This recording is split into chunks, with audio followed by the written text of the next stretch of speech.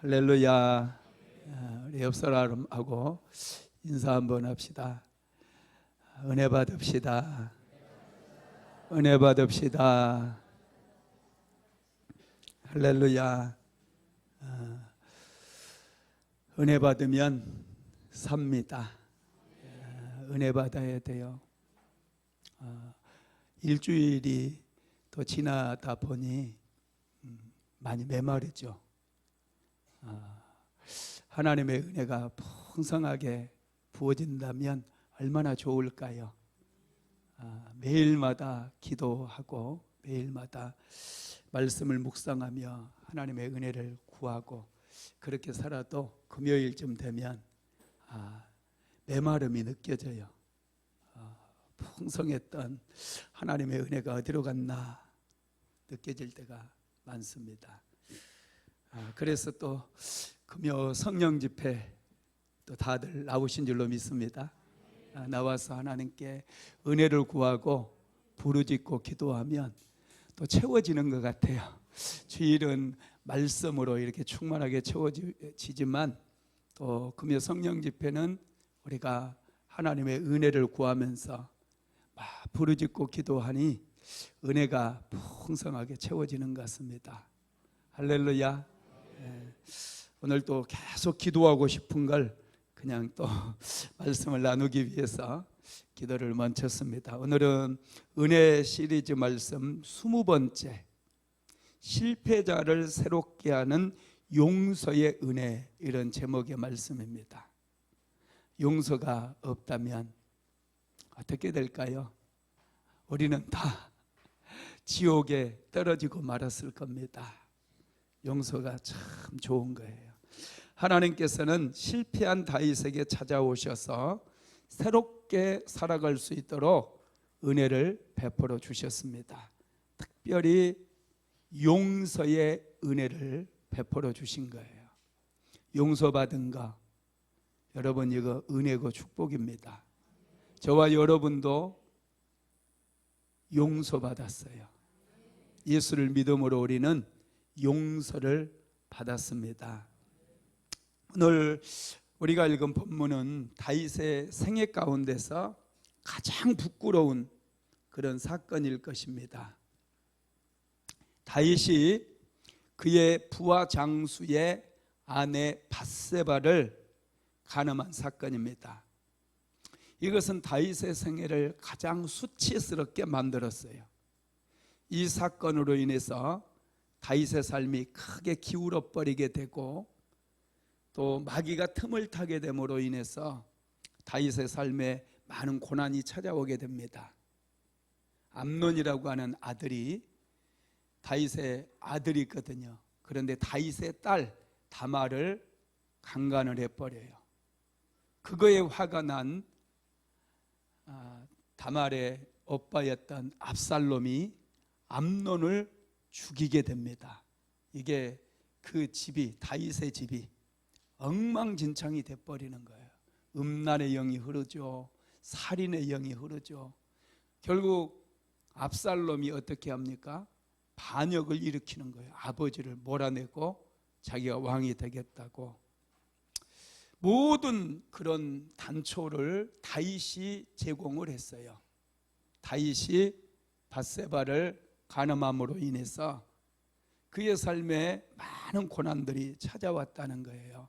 물론 하나님께서 다윗을 용서해 줬어요.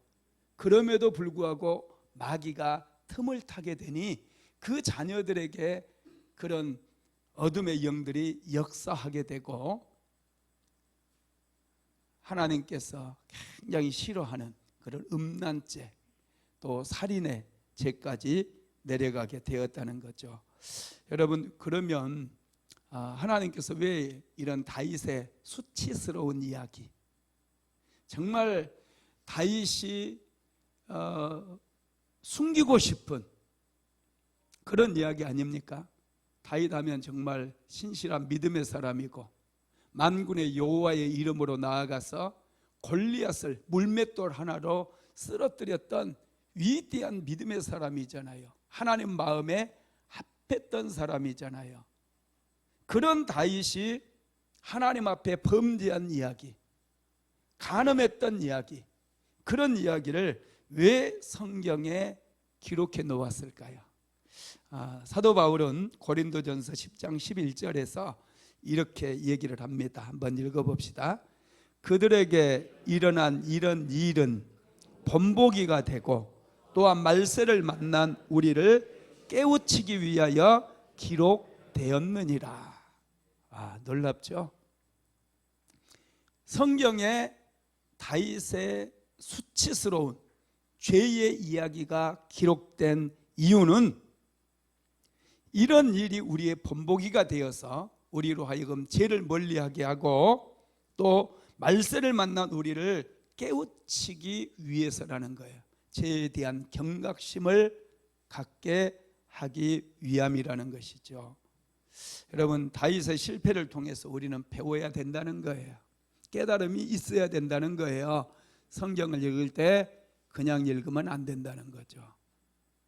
여러분, 다윗의 실패를 통해서 우리는 무엇을 배울 수 있을까요? 첫 번째는 하나님의 사람도 죄에 넘어질 수 있다는 거예요. 믿음의 사람도. 우리가 예수 믿고 구원받았잖아요. 금요 성령 집회도 나오고 수요 예배도 나오고 주일 예배도 나오고 매일마다 1시간씩 기도한다 할지라도 죄에 넘어질 수 있다라는 거예요. 우리는 이걸 항상 생각하고 경계해야 된다는 거예요. 교회 다닌 사람이 왜 저래? 여러분, 이건 틀렸어요. 교회 다닌 사람도 연약해요. 똑같은 사람이에요. 죄에 넘어질 수 있다라는 것입니다. 여러분, 다윗은 누구보다도 하나님을 사랑했던 사람이에요. 그리고 하나님을 생각하고 하나님을 의식하며 경건하게 살았던 그런 사람이었습니다. 그런데 그런 다윗이 하나님 보시기에 악을 행했다는 거예요. 사무엘하 11장 27절 하반절 한번 읽어봅시다. 다윗이 행한 그 일이 여호와 보시기에 악하였더라. 다윗같이 위대한 믿음의 사람도 하나님 보시기에 악한 일을 저질렀다라는 거예요. 다윗이 여러분 왜 죄에 빠졌을까요? 다윗이 왜 죄에 빠졌을까? 첫 번째는요, 방심했기 때문이에요. 한마디로 얘기하면 영적인 교만 때문이라는 거예요. 여러분, 다윗은 지금까지 정말 열정적으로 살아왔어요. 왕이 되기까지, 또 왕위에 올라서도 정말 열심히 살았습니다. 왕이 되기 전에는 사울의 추격을 받아서 도망하며 살았어요. 쫓기듯 살았어요. 블레셋의 망명까지 가게 되고 모압 땅에도 가서 모압 왕 밑에서 지내기도 했었습니다. 여러분, 그런데 지금 다윗이 이제 통일 왕조의 왕이 되고 두로왕 히람이 왕궁도 지어주고 또 전쟁터에 나가서 계속해서 승리를 거두다 보니 많은 나라들에서 조공을 바치게 되었어요. 그러다 보니 다윗이 이제 마음에 방심이 찾아온 거예요. 교만이 찾아왔어요. 그래서 마음이 느슨해져 버린 겁니다. 지금 암몬 족속들과 랍바성에서 다윗의 군사들은 전쟁을 하고 있어요. 그런데 다윗은 요압 장군에게 그 모든 전쟁의 책임을 맡기고 자신은 왕궁에서 늦잠을 자고 있어요. 늦게 일어나서 여러분 옥상을 거닐다가 목욕을 하고 있는 한 여인을 보게 된 것이죠. 다윗이 사울 왕에게 쫓겨다니거나 모압에 망명을 하고 블레셋에 망명을 했던 적도 있고 모압 왕 밑에 들어간 적도 있어요. 그런 때는 다윗이 죄를 짓지 않았어요. 그런데 여러분, 일이 잘 될 때, 모든 게 잘 될 때, 승리할 때, 그때 죄에 넘어졌다는 거예요. 이때가 여러분 우리가 마음을 풀어놓기가 아주 좋을 때예요. 방심하면 안 돼요. 할렐루야. 자만하면 안 됩니다. 그때 마귀가 틈을 타게 돼요. 사무엘하 11장 1절, 오늘 본문 1절 한번 읽어봅시다. 시작. 그 해가 돌아와 왕들이 출전할 때가 되매 다윗이 요압과 그에게 있는 그의 부하들과 온 이스라엘 군대를 보내니 그들이 암몬 자손을 멸하고 랍바를 에워싸고 다윗은 예루살렘에 그대로 있더라. 왕들이 출정할 때는 전쟁이 일어난 그런 때라는 거예요. 전쟁을 해야 되는 그 시기에 다윗은 전쟁터에 나가지 않았어요. 왕궁에 있었어요. 그것도 늦게까지 잠에 취했다가 이제 해가 중천에 떠서야 눈을 비비면서 나오게 된 거죠. 이게 무엇을 얘기하느냐? 긴장이 풀어졌다는 거예요. 그러자 다윗이 쉽게 죄에 넘어져 버린 거예요. 두 번째로는 보지 말아야 될 것을 보았습니다. 사무엘하 11장 2절 한번 같이 읽어봅니다. 저녁 때에 다윗이 그의 침상에서 일어나 왕궁 옥상에서 거닐다가 그곳에서 보니 한 여인이 목욕을 하는데 심히 아름다워 보이는지라. 밧세바도 좀 문제가 있어요. 그죠? 왜 옥상에서 보면 다 보이는 데서 목욕을 하느냐고요. 그런데 여러분, 그렇다 할지라도 다윗이 웬 여인이 목욕을 하는 것처럼 보이면 자세히 이렇게 보면 돼요, 안 돼요? 안 되죠. 제가 어렸을 때, 제가 중학교 다니고 그럴 때 우리 밑에 집에는 그 여자분들이 많았어요. 딸들이 많았고 우리 집은 아들들이 많았어요. 우리 집에 놀러 오는 사람들은 주로 남자들이, 형 친구들, 내 친구들, 동생 친구들. 그런데 우리 집 밑에 집에는 여자들이 많아가지고 여자들이 엄청 많이 오는 거예요. 그런데 그 집에 이제 부엌에 이렇게 그 연기 나가라고 부엌에 이렇게 구멍을 뚫어 놓거든요. 이렇게. 그런데 어느 날은 물소리가 들리는 거예요. 물소리가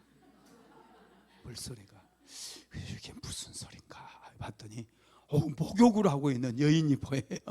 저는 진짜 봤어요. 얼른 도망갔어요. 얼른 도망갔어요. 시골은요 어디 뭐 목욕탕도 없고 그러니 부엌에서 이제 큰 통에다 물을 데펴 가지고 하는데 나는 안 봤어. 하여튼 자세히 보게 되면 그게 생각이 나요. 생각이 나면 상상을 하게 되어 있어요. 상상을 하게 되면 여러분 죄 가운데 빠지게 된다라는 것이죠. 다윗이 여러분 옥상을 거닐다가 목욕하는 여인을 보고 자세히 보는 거예요.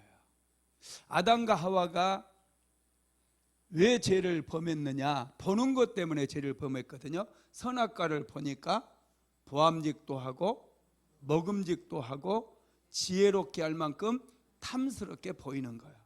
자꾸 그것만 봐요. 하나님께서는 동산 모든 나무의 실과를 다 먹으라고 그랬잖아요. 그러면 먹을 수 있는 것만 보면 되지 왜 먹지 말라는 것만 자꾸 쳐다보냐고요. 그러니 먹음직도 보암직도 지혜롭게 할 만큼 탐스럽게 보이는 거예요. 그래서 아담과 하와가 결국에는 유혹을 뿌리치지 못하고 먹어버리잖아요. 창세기 3장 6절 한번 읽어봅시다. 여자가 그 나무를 본즉 먹음직도 하고 보암직도 하고 지혜롭게 할 만큼 탐스럽기로 한 나무인지라. 여자가 그 열매를 따먹고 자기와 함께 있는 남편에게도 주매 그도 먹은지라. 죄라고 하는 것은 보는 데서 시작돼요. 그래서 우리는 보는 것을 조심해야 돼요. 텔레비전 같은 데서 자꾸 바람 피우는 거 그런 거 보면 안 돼요. 폭력을 행하는 것, 이런 것들 별로 좋지를 않습니다. 그런데 세상은 보여주려고 안달이 난 것 같아요. 자꾸 더 보여주려고 그래요. 이상한 것들. 전에는 제가 어렸을 때는 그런 거 상상도 못했는데 요즘은요, 동성연애자들 그냥 막 방송 드라마에서 그냥 나와요.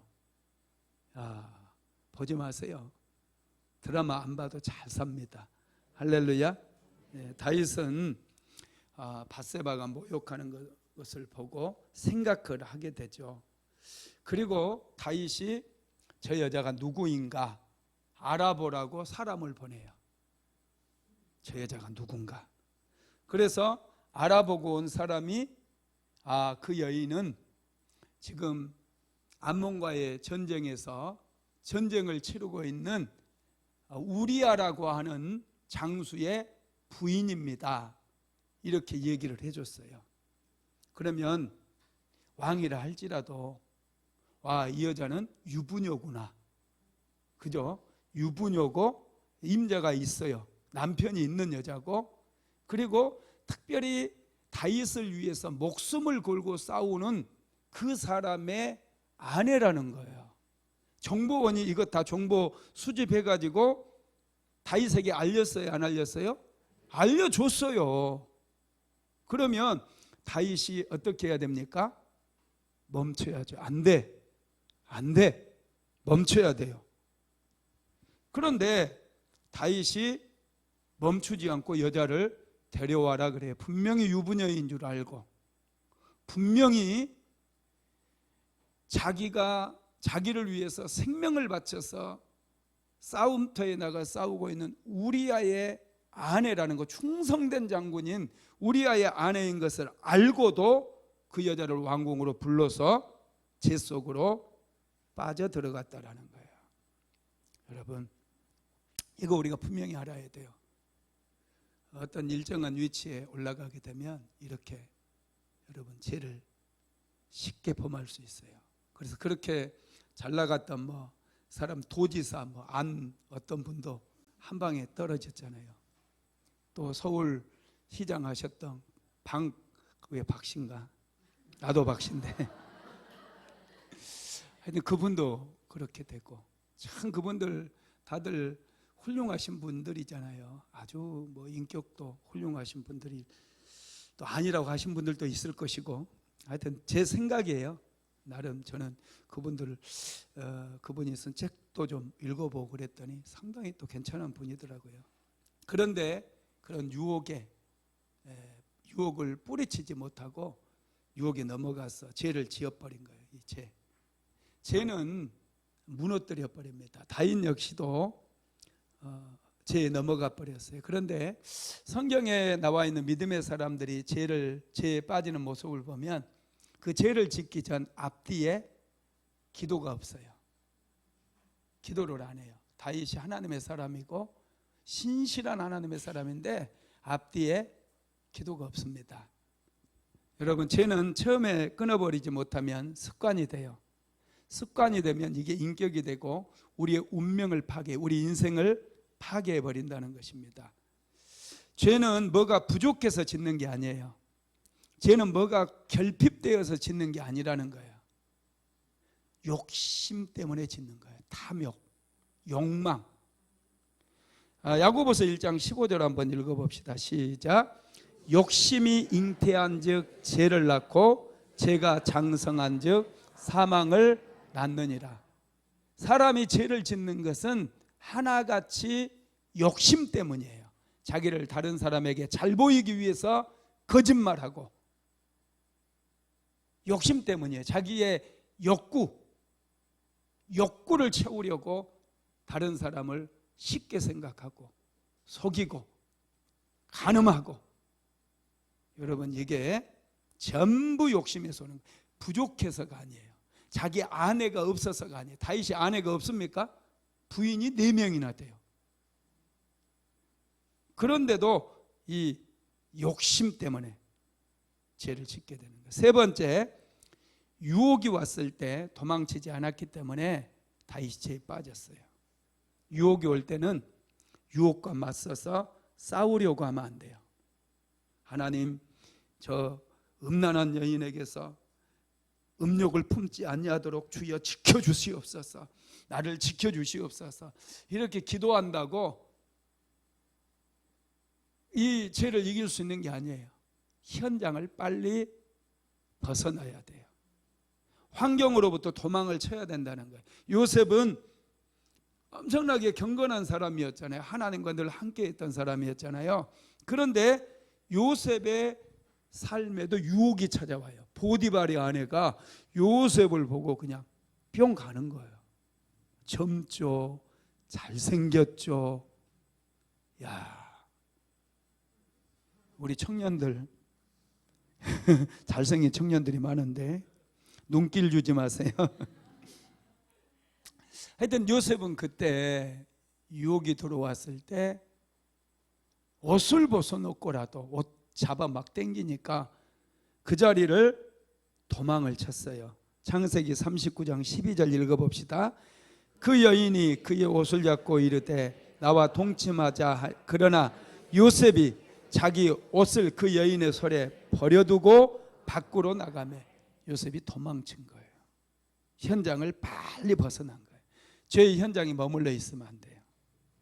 그런데 오늘 본문에 보면은 다윗은 환경을, 그 현장을 적극적으로 이용해요. 적극적으로. 일단 사람을 보내가지고 그 여자가 누구인지를 알아오게 만들어요. 사무엘하 11장 3절로 4절 읽어봅니다. 다윗이 사람을 보내 그 여인을 알아보게 하였더니 그가 아뢰되 그는 엘리암의 딸이요 햇사람 우리아의 아내 밧세바가 아니니까 하니 다윗이 전령을 보내어 그 여자를 자기에게로 데려오게 하고 그 여자가 그 부정함을 깨끗하게 하였으므로 더불어 동침하며 그 여자가 자기 집으로 돌아가니라. 아멘. 죄라고 하는 것은 한번 다 해치우고 나서 적당히 넘어갈 수 있는 게 아니에요. 죄는 점점 커져요. 전염병과 같이 더 확산이 돼버려요. 숨길 수가 없습니다. 하룻밤 밧세바와 보냈다고 끝난 게 아니에요. 여러분, 다윗에게 어떤 소식이 전해집니까? 밧세바가 임신했다고 그 소식이 전해지는 거예요. 다윗은 엄청나게 당황을 합니다. 어째 이런 일이? 어째 이런 일이? 그리고 기가 막힌 아이디어를 생각해내요. 이 죄를 모면하기 위해서, 이 죄를 아무도 모르게 그냥 지나가기 위해서 다윗은 기가 막힌 아이디어를 생각해냅니다. 지금 치열하게 전쟁을 치르고 있는 밧세바의 남편 우리아를 불러들인 거예요. 특별 휴가를 줘가지고 자기 집에 가서 자기 부인과 하룻밤을 보내게 하는 거예요. 그렇게 하면 뱃속에 있는 아이가 내 거 아니거든. 우리야 네 거 맞아. 이렇게 하려고 했다는 거예요. 이게 여러분, 다윗이 크게 착각을 한 거죠. 이렇게 한다고 감춰집니까? 사람들은요, 이상하게 죄를 지으면 회개하려고 하는 게 아니라 죄를 감추려고 그래요. 죄를 은폐하려고 그래요. 자꾸 죄를 아니라고 내 잘못 아니라고 자꾸 은폐하고 숨기고 그러다 그렇게 하려고 보니 죄가 점점 커지는 거예요. 더 많은 죄를 짓게 되는 거예요. 여러분, 그래서 멈춰야 돼요. 멈춰야 됩니다. 그런데 다윗은 네 번째 잘못심을 깨달았을 때도 즉시 멈추지 않았어요. 깨달음이 왔을 때 이게 내가 크게 잘못했구나. 하나님 앞에 죄를 범했구나. 밧세바를 범하고 나서도 이게 잘못되었다는 것을 다윗은 알거든요. 그러면 멈춰야 돼요. 임신했다고 얘기했을 때 더 이상 큰 죄를 짓지 않고 자기가 이 문제를 해결을 해야 되거든요. 근데 다윗은 멈추지 않았어요. 어떻게든지 자기의 힘을 다 동원해 가지고 죄를 감추려고 발버둥을 칩니다. 자, 사무엘하 11장 6절로 9절 한번 읽어봅시다. 시작.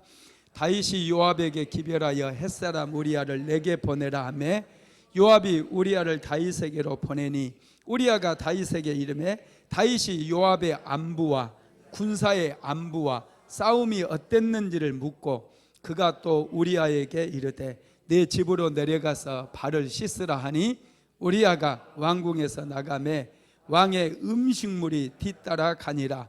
그러나 우리아는 집으로 내려가지 아니하고 왕궁 문에서 그의 주의 모든 부하들과 더불어 잔지라.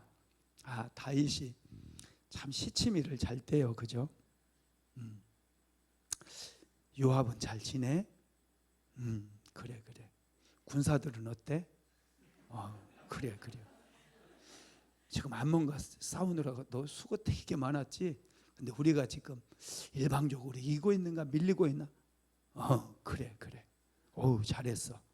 그러면서 이제 너 수고했으니까 집에 들어가서 부인하고 맛있는 것도 좀 먹고 발도 씻고 부인하고 깊이 한숨 자고 나와. 이렇게 얘기한 거예요. 그러면서 왕궁에서 뭐를 줘요? 왕의 음식물, 술하고 고기. 술하고 고기가 다 뒤따라가는 거예요. 이 우리아 뒤를 그냥 다 준비해놨어. 다윗이 다 우리아 뒤. 그랬는데 우리아가 갑자기 왕궁 밖에서 그냥 나가자마자 멈춰버리네. 그리고 여기에 내려놓으시오 하고 그 왕궁에서 그 포초서는 군사들하고 같이 그거 먹고 거기서 부하들과 같이 잠을 자버리는 거예요. 야, 그래서 다윗이 사실 이제 이게 실패한 거잖아요. 계획이 실패했어요. 그래도 자기의 죄를 이제 감춰야 되니까 일단은 밧세바가 임신을 해버렸으니까 이거 어떻게든지 좀 해결해야 되잖아요. 그래서 이제 우리아를 다시 불러가지고 집에 가서 쉬라고 얘기하는데 우리아가 또 고집이 무척 세요. 지금 나의 부하들은 그 전쟁터에 참혹한 전쟁터에서 오늘 죽을지 내일 죽을지 모르는 그런 참혹한 상황 속에서 치열하게 싸우고 있는데 어찌 내가 장군이 돼가지고 그들의 지도자가 돼가지고 나만 어찌 집에 내려가서 편안하게 쉴 수 있겠습니까? 그렇게 얘기를 하는 거예요. 한번 읽어봅시다. 사무엘하 11장 10절에서 11절 시작. 어떤 사람이 다윗에게 아뢰되 우리아가 그의 집으로 내려가지 아니하였나이다. 다윗이 우리아에게 이르되 내가 길 갔다가 돌아온 것이 아니냐 어찌하여 내 집으로 내려가지 아니하였느냐 하니 우리아가 다윗에게 아뢰되 언약궤와 이스라엘과 유다가 야영 중에 있고 내 주 요압과 내 왕의 부하들이 바깥들에 진치고 있거늘 내가 어찌 내 집으로 가서 먹고 마시고 내 처와 같이 자리이까. 내가 이 일을 행하지 아니하기로 왕의 살아계심과 왕의 혼의 살아계심을 두고 맹세하나이다 하니라. 우리아가 이렇게 얘기하는 거예요. 다윗이 막 피가 거꾸로 솟는 거예요. 자기 계획이 실패하니까 집에 가라니까 집에 가라니까 완전 머리가 핑 도는 거예요. 이게 계획대로 안 되니까 죄를 숨기려고 좀 하는데 이게 생각대로 안 되잖아요. 완전 피가 거꾸로 돌아버리는 거예요. 평소 같았으면 다윗이 우리야 너 정말 멋있는 인간이다 막 그러면서 상을 줬지 않겠습니까? 상을 줬을 거예요. 그런데 지금 죄를 덮으려고 하는 이 상황에서는 막 피가 거꾸로 솟는 거예요. 그래서 다윗이 무서운 극약 처방을 생각했네요. 어떻게 하나님의 사람인 다윗이 이런 생각을 했는지, 어떻게 그 편지를 우리아의 손에 들려서 보냈는지, 참 이건 정말 미스터리예요. 제가 그렇게 양심의 화인을 맞게 하는 것 같아요. 제가 다윗을 지배하다 보니 다윗의 마음이 하나님을 생각하는 것도 일도 없어요. 다른 사람 우리아를 생각하는 것도 1도 없어요. 완전히 마귀적인 성품으로 딱 바뀌어 있는 거예요. 그래서 다윗이 이제 요압 장군에게 편지를 밀서를 써가지고 우리아의 손에 넘겨줘요. 한번 읽어봅시다. 14절로 15절. 아침이 되매 다윗이 편지를 써서 우리아의 손에 들려 요압에게 보내니 그 편지에 써서 이르기를 너희가 우리아를 맹렬한 싸움에 앞세워두고 너희는 뒤로 물러가서 그로 맞아 죽게 하라 하였더라. 자기는 손 하나 안 대고 우리아를 그냥 제거해버리는 거예요. 푸틴 같아, 푸틴. 프리고진이 이번에 비행기 사고로 죽었대요. 여러분 알고 있죠? 여러분 뉴스도 안 보나? 야, 저는 그럴 줄 알았어요. 바이든도 그럴 줄 알았대. 이 무서운 사람은요, 그렇게 이 양심이라는 게 없어요. 하나님을 두려워하지 않으니 전쟁도 익힌 거 아니겠어요? 그런 사람에게 반기를 들었으니 내버려 두겠습니까? 저는 그래도 한 5개월은 걸릴 줄 알았는데 한 2개월도 안 가서 끝장내버렸어요. 이 다윗 역시도 참 지금 다윗이 우리가 알고 있는 그 다윗인지 정말 의심이 갈 정도지 않습니까? 어떻게 우리아를 죽이라고 하는 그 편지를 우리아의 손에 들려서 보내느냐고요. 이거 어떻게 하나님을 사랑하는 사람이 어떻게 이런 일을 할 수 있겠어요? 이런 끔찍한 일을. 그런데 다윗이 이런 끔찍한 죄를 저지르는 거예요. 사람은 연약해요. 믿음에 자기 믿음 막 너무 과시하는 사람 믿지 마세요. 사람은 누구든지 언제든지 넘어질 수 있어요. 다윗은 요압에게 편지를 써서 그 편지를 우리아의 손에, 그 편지는 우리아의 목숨이었어요. 우리아의 손에 들려져 가지고 요압 장군에게 넘어갔을 때 우리아는 죽게 되거든요. 치열하게 전쟁이 진행되고 있는데 우리아를 제일 선두에 서게 하고 군사를 다 물려버리래. 혼자 딱 남으니 그냥 암몬 사람들이 우리아를 죽이는 건 식은 죽 먹기죠. 암몬 사람의 손을 빌려가지고 아주 이 비열하고 치졸하고 하지 말아야 될 그런 일을 다윗이 행했다라는 것입니다.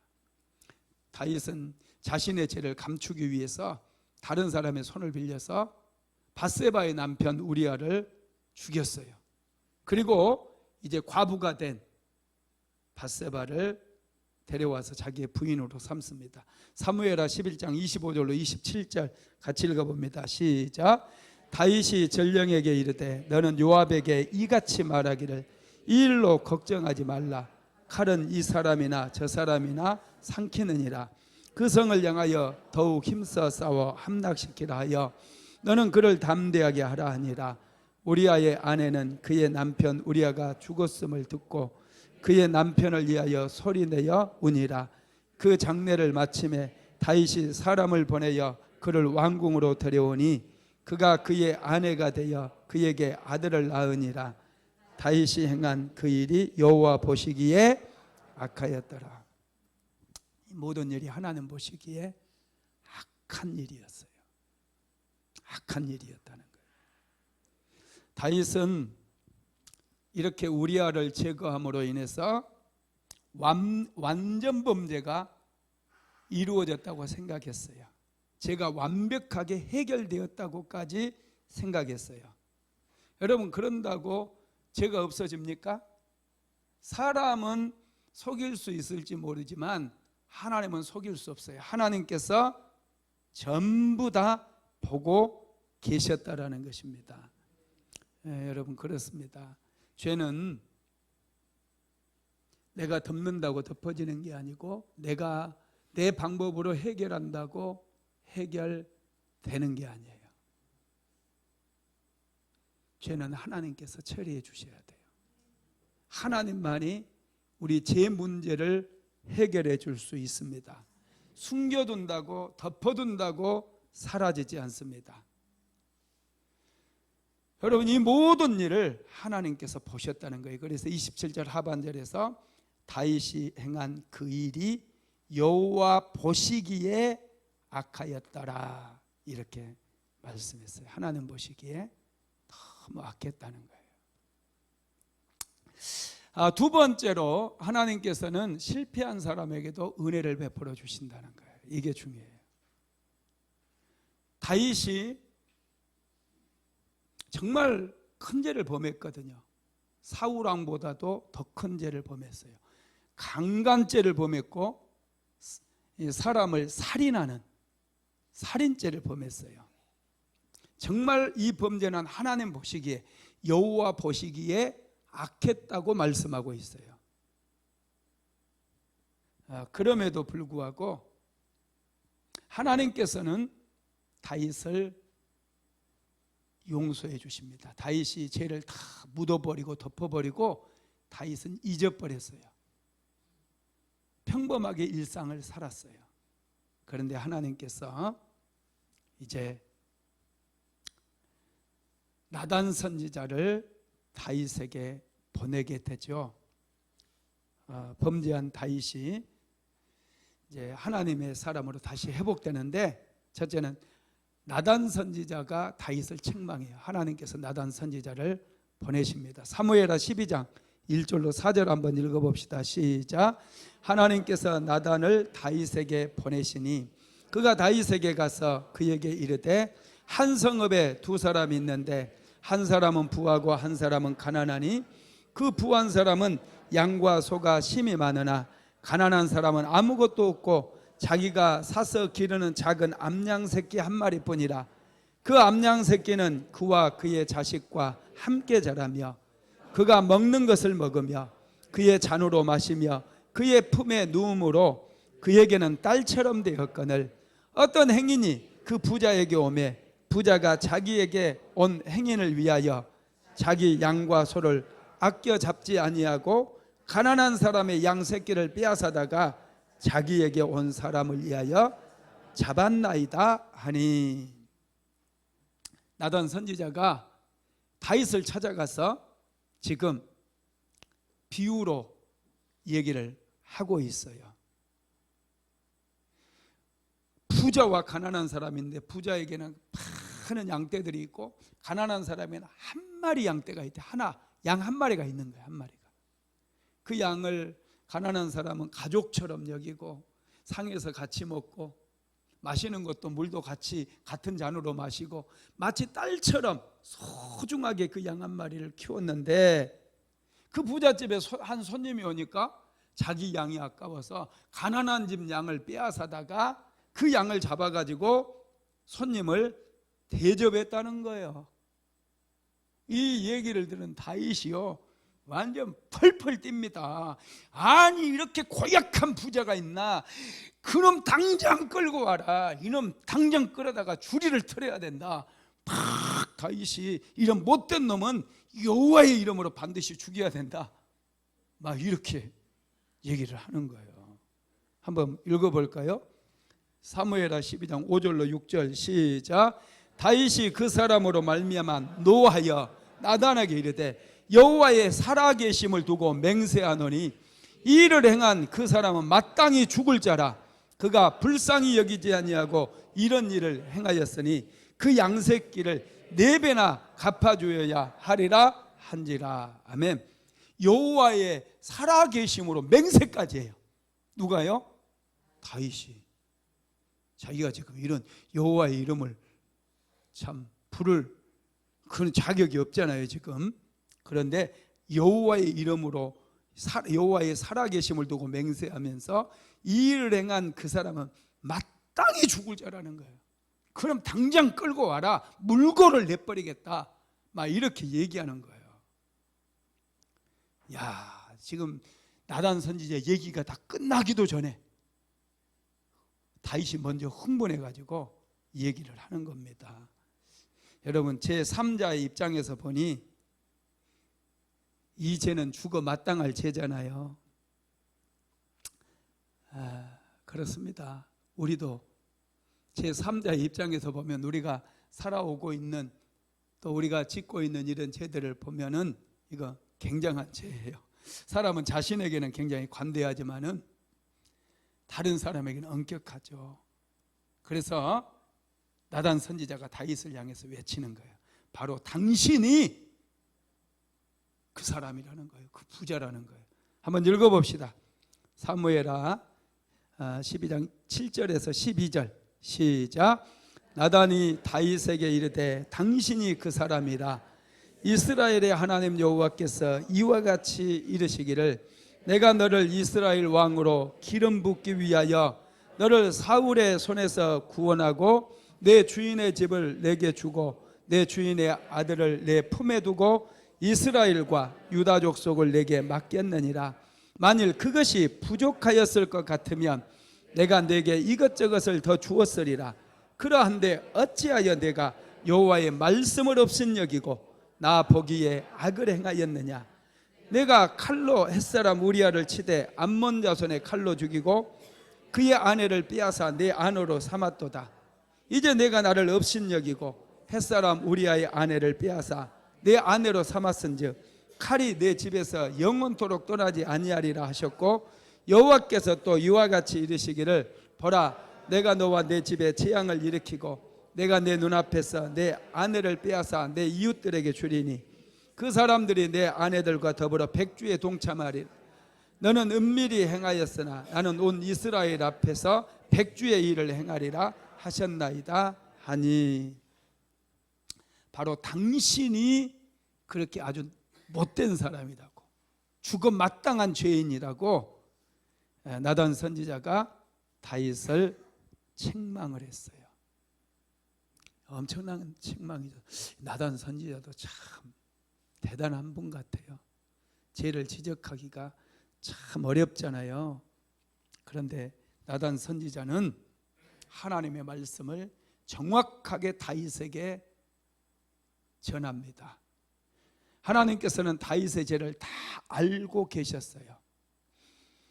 그렇지만 하나님께서 지금까지 참으시고 기다리신 것은 다윗이 스스로 깨닫고 회개하고 하나님께 돌아오기를 기다렸다라는 거예요. 그런데 다윗은 다 잊어버리고 자신이 지은 죄 이제 완전하게 덮어졌다고 생각하고 완전 범죄였다고 생각하고 마치 의인처럼 살았다는 거예요. 그래서 나단 선지자가 비유로 얘기했을 때 자신은 완전히 의인이에요. 완전히 의인입니다. 여호와의 살아계심을 두고 맹세한다고 완전한 의인처럼 그렇게 얘기를 하면서 그 사람 반드시 죽을지니라 이렇게 얘기를 했던 것이죠. 여러분, 죄는 하나님을 업신여긴 거예요. 하나님께서 다윗에게 여호와를 업신여겼다고 분명하게 말해요. 내게 부족한 것이 있었더라면 이것저것을 너에게 더 주었을 텐데 어찌하여 여호와를 업신여김으로 죄를 범했느냐는 거예요. 죄는 하나님을 무시하는 거예요. 하나님을 경홀히 여기는 거고 만홀히 여기는 거예요. 그래서 우리는 죄를 무겁게 생각을 해야 되고 내가 지금까지 지은 죄가 있다 빨리 회개해야 된다는 거예요. 두 번째로 다윗이 회개했을 때요, 하나님께서는 참 좋으신 하나님이라 용서의 은혜를 베풀어 주셔요. 나단 선지자의 책망을 받았던 다윗은 이제 자기의 죄를 자복하고 회개합니다. 회피하지 않아요. 핑계대지 않아요. 핑계대지 않습니다. 우리는 드러났음에도 핑계댈 때가 많잖아요. 다윗은 그렇지 않습니다. 사무엘하 12장 13절로 14절 같이 읽어봅시다. 다윗이 나단에게 이르되 내가 여호와께 범죄하였노라 하매 나단이 다윗에게 말하되 여호와께서도 당신의 죄를 사하셨나니 당신이 죽지 아니하려니와 이 일로 말미암아 여호와의 원수가 크게 비방거리를 얻게 하였으니 당신이 낳은 아이가 반드시 죽으리이다 하고. 아멘. 다윗이 자기의 죄를 자복하고 회개했어요. 내가 하나님 앞에 죄를 범했습니다. 그때 하나님께서 다윗의 죄를 용서를 해 주십니다. 그런데 여러분, 이 원수, 여호와의 원수 마귀가 크게 비방할 명분을 얻었다는 거예요. 죄는요, 마귀가 우리 인생을 도적질할 수 있는 명분을 얻어버려요. 하나님께서 그래서 용서를 해줘도 마귀가 죄를 통해서, 우리가 지은 죄 때문에 우리의 인생을 도적질하고 나를 병들게 만들기도 하고 실패하게도 만들기도 하고 고통스럽게 만들기도 한다는 거예요. 하나님께 용서를 받았는데 마귀는 우리의 죄를 통해서 얼마든지 역사할 수 있어요. 그래서 제사 안 받고 마귀들이 역사하지 못하도록 성령 받고 어둠의 영들을 다 추방을 해버려야 돼요. 시편 51편은 나단 선지자의 책망을 듣고 회개하면서 지었던 그런 시입니다. 그래서 시편 51편 표제는 다윗의 시, 인도자를 따라 부른 노래, 다윗이 밧세바와 동침한 후 선지자 나단이 그에게 왔을 때, 이렇게 표제로 들어가 있어요. 자, 시편 51편 1절로 3절 한번 읽어봅시다. 시작. 하나님이여, 주의 인자를 따라 내게 은혜를 베푸시며 주의 많은 긍휼을 따라 내 죄악을 지워주소서. 나의 죄악을 맑게 씻으시며 나의 죄를 깨끗이 제하소서. 무릇 나는 내 죄과를 아오니 내 죄가 항상 하나님 앞에 있나이다. 다윗의 죄가 드러났어요. 그때 다윗은 핑계대지 않았고 더 이상 은폐하려고 하지 않았고 하나님 앞에서 온전히 통곡하면서 통회하면서 무릎을 꿇고 내가 하나님 앞에 범죄하였나이다 고백을 하는 거예요. 시편 51편 7절로 한번 읽어봅시다. 우슬초로 나를 정결하게 하소서. 내가 정하리이다. 나의 죄를 씻어주소서. 내가 눈보다 희리이다. 이 우슬초는 여러분, 그가 이스라엘 백성들이 6월절 그 장자들의 죽음이 있기 전날 밤에 어린 양 잡아서 피를 임방과 좌우 설주에 발랐잖아요. 그게 우슬초로 바른 거예요. 이게 그 우슬초를 생각하면서 하나님 나를 정결케 하소서. 하나님 나의 죄를 씻어주소서. 하나님께서 씻어주셔야, 하나님께서 정결케 해주셔야 내가 깨끗해질 수 있다는 것을 다윗은 알았던 것이죠. 하나님께서 다윗에게 용서를 베풀어 주셨고 또 새롭게 시작할 수 있는 은혜를 베풀어 주셔요. 사무엘하 12장 24절로 25절 읽어봅시다. 시작. 다윗이 그의 아내 밧세바를 위로하고 그에게 들어가 그와 동침하였더니 그가 아들을 낳음에 그의 이름을 솔로몬이라 하니라. 여호와께서 그를 사랑하사 선지자 나단을 보내 그의 이름을 여디디아라 하시니 이는 여호와께서 사랑하셨기 때문이더라. 아멘. 다윗이 간음을 해갖고 낳았던 아들은 죽었어요. 이 어둠의 영이 마귀가 틈탈 수 있도록 기회가 주어졌기 때문에 그 아이는 죽었습니다. 다윗이 금식하면서 기도했지만 아이는 결국 죽어버렸거든요. 그런데 하나님께서 다시 다윗을 시작할 수 있도록 다윗에게 은혜를 베풀어 주셔가지고 다윗이 이제 밧세바와 정식으로 혼인을 하게 되고 이 밧세바를 통해서 솔로몬이라고 하는 아들이 태어났는데 그 나단 선지자가 이 솔로몬의 이름을 여디디아라라고 하나님이 주신 이름으로 전해줍니다. 이것은 여디디아라고 하는 뜻은 하나님께서 가장 사랑하는 자라는 뜻이에요. 다시 하나님과 다윗의 관계가 회복되었다는 것을 우리는 알 수가 있는 것이죠.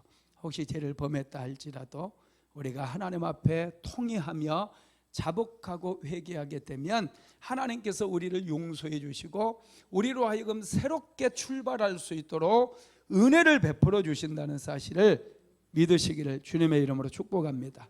말씀을 마무리합니다. 하나님께서는 실패한 사람들을 찾아오시고 그리고 은혜를 베풀어 주심으로 다시 시작하도록 만들어 주십니다. 죄는 덮을수록 더 큰 죄를 만들어냅니다. 하나님 앞에 회개하면 하나님은 우리를 미쁘시고 긍휼히 여기셔서 우리의 죄를 용서해 주시고 우리로 하여금 새롭게 출발할 수 있도록 은혜도 베풀어 주신다는 사실을 믿게 되기를 주님의 이름으로 축복합니다.